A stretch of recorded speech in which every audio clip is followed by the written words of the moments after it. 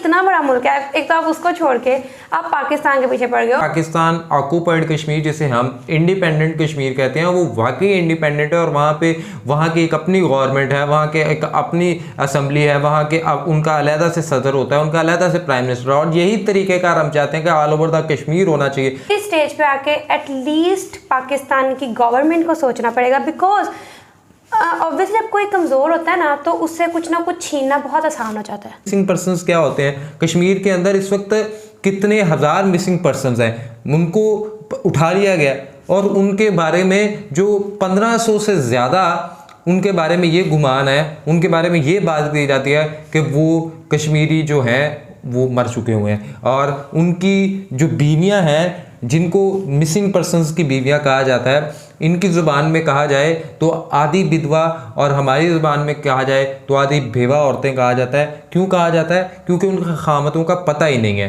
कि वो मर गए हैं, वो ज़िंदा हैं, वो कहाँ पे हैं, वो क्या कर रहे हैं। और सबसे इसके ऊपर बड़ी अगर आपको ना ये जो लोग देखते हैं, इनकी गवर्नमेंट के पास, इंडियन गवर्नमेंट के पास उनका डाटा ही मौजूद नहीं है। अस्सलाम वालेकुम, welcome to YouTube channel Khadija Hairan reaction. It's me और हो खदीजा वसीम, और मेरे साथ हैं मैं राना से।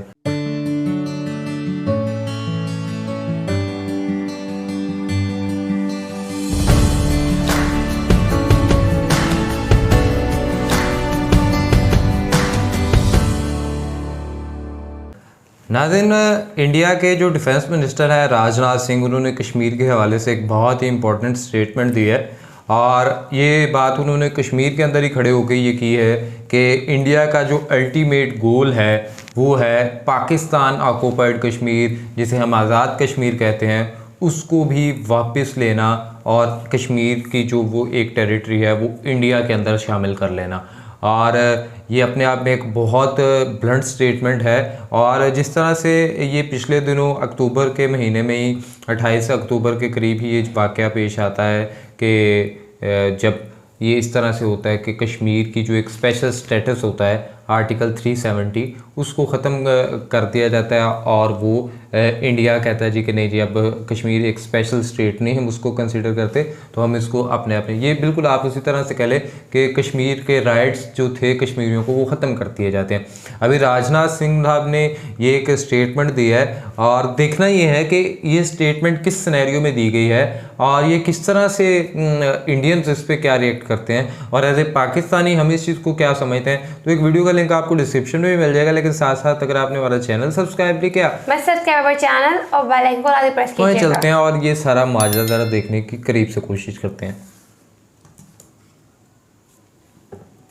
नमस्कार and welcome you world affairs. मैं हूं प्रशांत धवन, और रिसेंटली हमारे देश के रक्षा मंत्री ने कश्मीर श्रीनगर में खड़े होकर यह कहा कि भारत का अल्टीमेट गोल है कि वापस हम पाकिस्तान ऑक्यूपाइड कश्मीर को अपने देश में मर्ज करेंगे। यहाँ पर आप देख पाओगे इन्होंने ये कहा है कि जो काम 5 अगस्त को स्टार्ट हुआ था, जो मिशन 5 अगस्त को स्टार्ट हुआ था, ये ऑफ कोर्स बात कर रहे हैं आर्टिकल 370 के रिमूवल के बारे में। तो ये जो मिशन है ये खत्म तब होगा जब गिलगित बाल्टिस्तान और पाकिस्तान ऑक्यूपाइड कश्मीर ये दोनों रीयूनाइट करेंगे with the Republic of India. और ये सब स्टेटमेंट्स इन्होंने दी कहां पर है? ये इन्होंने दी है श्रीनगर एयरपोर्ट में शौर्य दिवस के दौरान। शौर्य दिवस आपको पता होगा हम सेलिब्रेट करते हैं 27 अक्टूबर को। शौर्य दिवस आप कह लीजिए भारत की पहली सिविल मिलिट्री विक्ट्री थी। इंडिया पाकिस्तान का जैसे पार्टीशन हुआ, पाकिस्तान की तरफ से जिन्ना ने एक बहुत बड़ी ट्राइबल आर्मी भेजी पाकिस्तान ऑक्यूपाइड कश्मीर को कैप्चर करने के लिए, और फिर ये लोग श्रीनगर को कैप्चर करने वाले थे, मगर तभी श्रीनगर से इंडियन मिलिट्री ने एक बहुत बड़ा पुशबैक दिया और पाकिस्तान पूरा कश्मीर कब्जा नहीं पाया। ये अपने आप में मैं कहूंगा एक बहुत बड़ी जीत थी इंडियन मिलिट्री के लिए। और जब भी हम शौर्य दिवस सेलिब्रेट करते हैं हमारे देश में, तब हम याद करते हैं बडगाम एयरपोर्ट को। बडगाम एयरपोर्ट को श्रीनगर एयरपोर्ट भी कहा जाता है। और जब राजनाथ सिंह जी गए ना यहाँ पर श्रीनगर एयरपोर्ट में, तो एक री एनैक्टमेंट भी करी गई, कुछ एक्टर्स बुलाए गए, तो यहाँ पर लोग थे, उनको दिखाया गया कि किस तरीके से बडगाम एयरपोर्ट के आसपास पाकिस्तान के भेजे हुए जो ट्राइबल ये मिलिटेंट लोग थे ये पहुंच गए थे। इन्होंने पूरी तैयारी कर ली थी श्रीनगर को कैप्चर करने की। और इंडिया के लिए अच्छी बात यहाँ पर यह हो गई कि महाराजा हरि सिंह जो उस वक्त कश्मीर के रूलर थे, इन्होंने इंडियन गवर्नमेंट को परमिशन दे दी कि आप श्रीनगर एयरपोर्ट में एयरलिफ्ट करके अपने सोल्जर्स यहाँ पर ले आइए। और उसके बाद बडगाम एयरपोर्ट से धीरे धीरे इंडिया ने रिटेलिएशन करनी स्टार्ट करी और पूरा कश्मीर पाकिस्तान से बचा लिया। और एक बार जो ये हिस्टोरिकल एयरपोर्ट है ये मैं आपको दिखाना भी चाहता हूँ मैप में ना। यहाँ पर आप देख पाओगे ये राजनाथ सिंह जी है, यहाँ पर लिखा है डिफेंस मिनिस्टर सेलिब्रेट्स शौर्य दिवस एट ओल्ड एयरफील्ड श्रीनगर। और यहाँ पे आप देख पाओगे नीचे लिखा हुआ है बडगाम एयरफील्ड में है ये। और ये आपके सामने है ये हिस्टोरिकल एयरपोर्ट। अब इसको कहा जाता है शेख उल आलम इंटरनेशनल एयरपोर्ट, मगर जो उसकी पुरानी एयरफील्ड है उसको आज भी कहते हैं बडगाम एयरफील्ड। वैसे ये जो पूरा एयरपोर्ट है ये सिविलियंस के लिए एक टाइम पर ओपन था नहीं। जब 1947 का टाइम था ना उस वक्त तो यहाँ पर एक मिलिट्री जहाज लैंडिंग कर पाएगा नहीं कर पाएगा, एयरलिफ्ट यहाँ से हो पाएगा नहीं हो पाएगा, इसकी भी कोई जानकारी हमारे पास थी नहीं। मगर इंडियन मिलिट्री ने फिर भी प्लान्स को आगे पुश फॉरवर्ड किया और यही वो क्रिटिकल पॉइंट था जहां से पाकिस्तान का जो अटैक था पूरे कश्मीर पर ये रोक दिया गया। उसके अलावा भी आप अगर देखो तो 1965 की जो वॉर थी विद पाकिस्तान वहां पर भी इस एयरपोर्ट ने एक क्रिटिकल रोल प्ले किया था। उस टाइम इस पूरे एयरपोर्ट को इंडियन एयरफोर्स ने टेक ओवर कर लिया था और फिर 1965 की जीत में भी इस एयरपोर्ट का एक बहुत ज्यादा क्रिटिकल रोल था। तो ऑब्वियस ही बात है राजनाथ सिंह जी जाएंगे तो यहीं पर जाएंगे और यहीं से इन्होंने ये कहा है कि अभी हम नॉर्थ की तरफ चल रहे हैं। इन्होंने जो यहाँ पर बातें बोली है ना, जो सेंटेंसेस यूज किए हैं, ये सिंपली आप ये नहीं कह सकते कि बस एक कह लीजिए भाषण के लिए लोगों को मोटिवेट करने के लिए है। इन्होंने क्लियरली इंडिया की विजन रखी है दुनिया के सामने कि हम नॉर्थ की तरफ चल रहे हैं और अभी ये जो इलाका है ना जो अभी पाकिस्तान ने इलीगल तरीके से कब्जा रखा है ये हम वापस मर्ज करेंगे भारत में। अच्छा वैसे आपको एक यहाँ पर बड़ा इंटरेस्टिंग हिस्टोरिकल फैक्ट भी बताता हूँ। एक इंटरेस्टिंग बात है जान के हैरान होंगे। जब जिन्ना ने ऑर्डर दे दिए अपने जो भी ट्राइबल इनकी मिलिट्री थी कि जाकर कश्मीर कब्जा लो इन लोगों को, ये लोग ऑब्वियसली कोई ट्रेन मिलिट्री का पार्ट थे नहीं। ये लोग जब रास्ते में जा रहे थे तो काफी बार आम कश्मीरियों को इन लोगों ने मारा, बहुत लूटमार करी और इवेंचुअली इंडियन आर्मी ने ये पाकिस्तान के जो ट्राइबल ये मिलिटेंट थे इनको रोक दिया। मगर आप सोच कर देखिए कि जिन्ना ने पाकिस्तान ने इन लोगों को इंडिया पे अटैक करने के लिए भेज दिया एक ऐसे टाइम पर जब इंडिया लगातार पाकिस्तान को ना कुछ पेमेंट कर रहा था ताकि Pakistan as a country establish हो पाए। और ये वो टाइम भी था जब रिजर्व बैंक ऑफ इंडिया ना रिजर्व बैंक ऑफ पाकिस्तान भी हुआ करता था। मतलब उस वक्त पाकिस्तान का कोई सेंट्रल बैंक था नहीं, तो रिजर्व बैंक ऑफ इंडिया 1948 तक, जी हाँ जून 1948 तक पाकिस्तान का भी सेंट्रल बैंक रहा। तो मुझे कई बार ये थिंकिंग समझ नहीं आती। मैं काफी बातें हिस्टोरिकली जियोपॉलिटिकली आपको समझाने की कोशिश करता हूँ, मगर कुछ चीजें हैं, कुछ थिंकिंग है मैं समझ नहीं पाता। ये आपके लिए सनक की है कि आप अभी भी एक पार्टीशन के प्रोसेस को कंप्लीट कर रहे हैं, तभी पाकिस्तान ने बीच में ये अटैक कर दिया। It was very shocking. और मैं यहाँ पे यही कहूंगा कि राजनाथ सिंह जी ने जो यहाँ पर भेजा है एक डायरेक्ट मैसेज कि वी आर वॉकिंग नॉर्थ, हम नॉर्थ की तरफ चल रहे हैं और हम गिलगित बाल्टिस्तान और पीओके को हम बिल्कुल रीच कर लेंगे। ये बहुत इंपॉर्टेंट है। और साथ में उन्होंने ये भी मेंशन किया कि हम 1994 का जो रेजोल्यूशन है उसके हिसाब से काम करेंगे। 1994 में क्या हुआ था कि लगातार पाकिस्तान की तरफ से जो मिलिटेंट एक्टिविटी थी कश्मीर में ये बहुत ज्यादा बढ़ गई। उसके अलावा इंटरनेशनल स्टेज पर भी पाकिस्तान ने बार बार कश्मीर का इशू रेस करने की कोशिश करी। उस वक्त इंडिया ने ये डिसाइड किया कि पार्लियामेंट में वोटिंग के जरिए एक ज्वाइंट रेजोल्यूशन के जरिए भारत पूरी दुनिया को ये मैसेज सेंड करेगा कि जो पीओके है पाकिस्तान ऑक्यूपाइड कश्मीर ये इंडिया का पार्ट है और एक दिन हम इसको वापस लेंगे। और ये जो फरवरी 22 1994 का रेजोल्यूशन है ये इसका एक बहुत ही बड़ा इंपैक्ट हुआ था। उस वक्त यूएस, पाकिस्तान, चाइना सबने रिएक्ट किया था कि इंडिया ने इतना ज्यादा स्ट्रॉन्ग रेजोल्यूशन पास कर लिया है अपने पार्लियामेंट में। और अगर यहाँ पे आप सोच रहे हैं कि रेजोल्यूशन पास हुआ जी 1994 में, ये जो आप बातें कर रहे हैं नॉर्थ में जाने की अब हम कर रहे हैं 2022 में, इसका क्या रीजन है?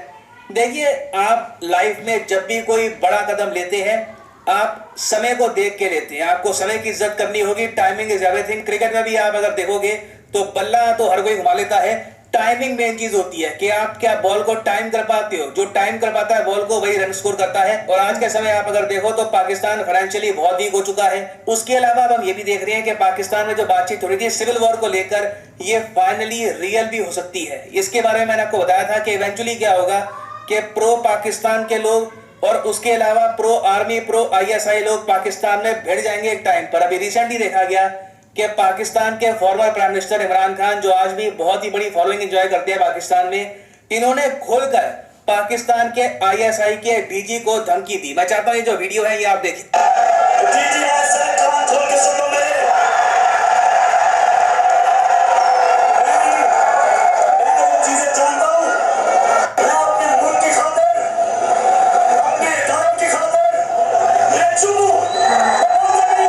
मैंने कभी भी किसी फंक्शनिंग कंट्री में ये नहीं देखा कि कोई फॉर्मर प्राइम मिनिस्टर अपने देश की जो इंटेलिजेंस एजेंसी है उसके डीजी को इस तरीके से धमका रहा हो और ये कह रहा हो कि तुम्हारे बारे में मुझे बहुत सारी बातें पता है, मैं खुल के बोल नहीं रहा। तो देखिए, इंटरनली पाकिस्तान बहुत ज्यादा कमजोर हो रहा है, इवेंचुअली होता रहेगा कमजोर। डिविजन्स अंदर इनके बहुत ज्यादा बढ़ रहे हैं और पाकिस्तान ऑक्यूपाइड कश्मीर में बहुत से लोग हैं जो डेवलपमेंट को लेकर, ग्रोथ को लेकर सेटिस्फाइड नहीं है। आज नहीं तो कल ये भारत के साथ मर्ज करना चाहेंगे एक बेहतर भविष्य के लिए, और ये बात ही मेंशन करी है राजनाथ सिंह जी ने। और अगर यहाँ पे आप ये पूछ रहे हैं कि मेजर बेनिफिट क्या होगा भारत को अगर हम पाकिस्तान ऑक्यूपाइड कश्मीर को पार्ट बनाते हैं भारत का, देखिए मेरे हिसाब से सबसे बड़ा बेनिफिट हमको ये होने वाला है कि फाइनली हम लोग डायरेक्ट गैस पाइपलाइन इंडिया से कनेक्ट कर पाएंगे। आपने काफी बार तापी के बारे में सुना होगा, तुर्कमेनिस्तान अफगानिस्तान पाकिस्तान पाइपलाइन। ये पाइपलाइन तुर्कमेनिस्तान अफगानिस्तान पाकिस्तान में बननी थी, फिर इंडिया में पहुंचनी थी। अभी तक ये पाइपलाइन बन नहीं पाई। और मैं आपको बता दूं कि भविष्य में अगर हमको कोल का एक ऑल्टरनेटिव चाहिए, अगर हमको कोल के अलावा कोई और एनर्जी सोर्स चाहिए, तो हमको फोकस करना होगा नेचुरल गैस की तरफ। तो सिंस तापी पाइपलाइन बन नहीं रही, इवेंचुअली हमको क्या करना होगा कि पाकिस्तान ऑक्यूपाइड कश्मीर के थ्रू यहां से सीधा ना हमको वखान कॉरिडोर यहाँ पे ये क्रॉस करके तजिकिस्तान से डायरेक्टली एक पाइपलाइन बिल्ड करनी होगी जो पूरे देश को एनर्जी देगी। ये इकोनॉमिकली भारत के लिए बहुत ही इंपॉर्टेंट है। ये क्वेश्चन अब सिर्फ हमारी इंटेग्रिटी, स्वाभिमान का, हिस्ट्री का नहीं रहा। इकोनॉमिकली भी मैं आपको बता दूं कि इन द फ्यूचर इंडिया को पीओके चाहिए होगा, क्योंकि क्लियरली पाकिस्तान के थ्रू कोई भी पाइपलाइन हमारे पास नहीं आने वाली और बिना गैस पाइपलाइन के भविष्य में इंडिया ज्यादा कुछ तरक्की कर नहीं पाएगा क्लाइमेट चेंज के इशू को लेकर और इवन इंडिया के डेवलपमेंट के इशू को लेकर। और इसलिए आप देख रहे हैं कि हमारे रक्षा मंत्री इस टाइप की जो डायरेक्ट स्टेटमेंट्स हैं ये दे रहे हैं पाकिस्तान के बारे में, और ये स्टेटमेंट्स बढ़ती जाएंगी। आप देखोगे जैसे जैसे साल बीतेंगे, मेक इन इंडिया डिफेंस और स्ट्रांग होगा।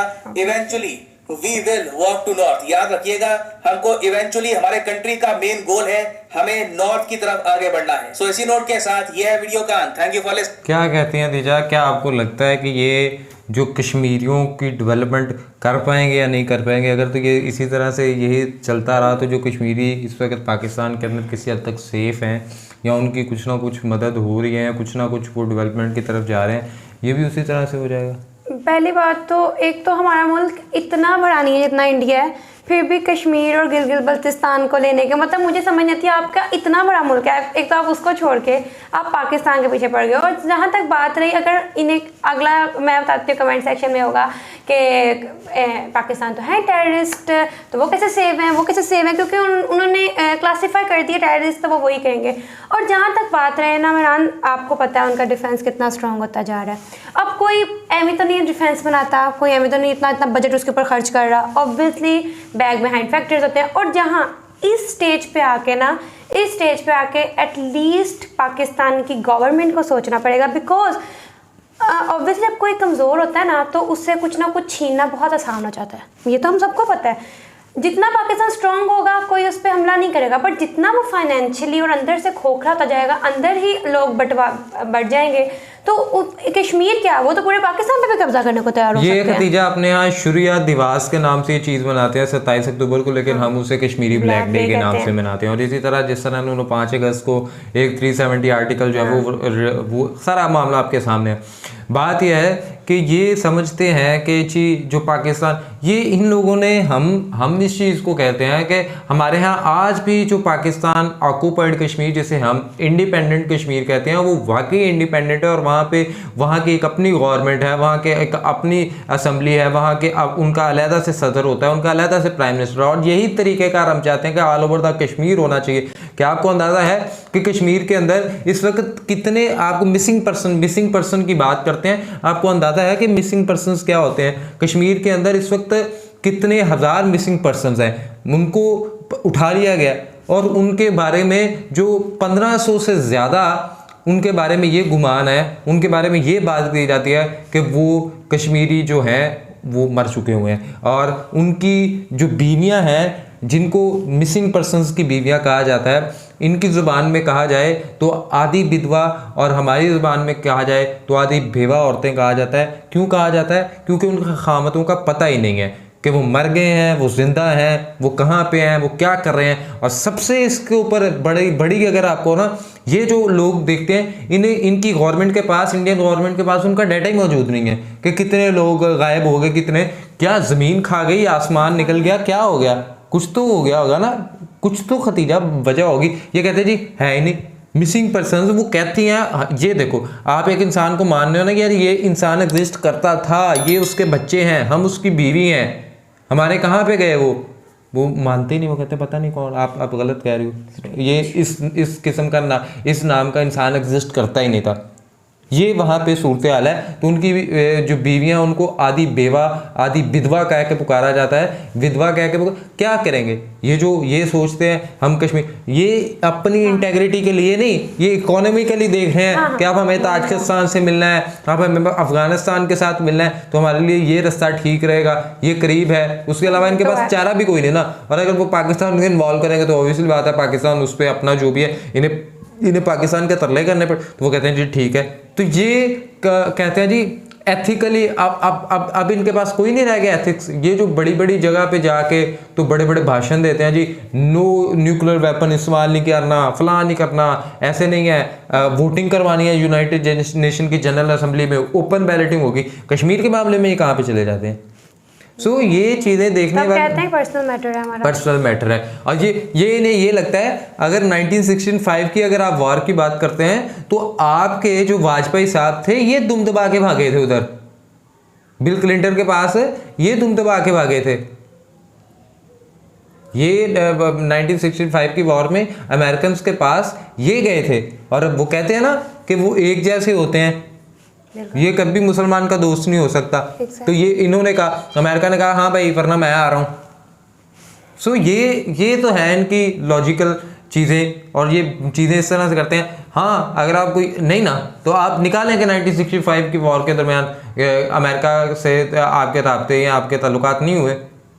अमेरिका ने नहीं पाकिस्तान को थ्रेट किया कि आप कश्मीर के हवाले से, और फौजें, इवन तो हमारी आर्मी के जो सदर थे अयूब खान, वो कह रहे थे कि उन्होंने जब रेडियो पे ऐलान किया तो हमारी आर्मी बड़ी परेशान होगी कि हम तो इलाके बड़े फतह करते जा रहे हैं, हम तो आगे के आगे निकलते जा रहे हैं, ये अचानक से क्या हमें पीछे से आ गया कि नहीं बस।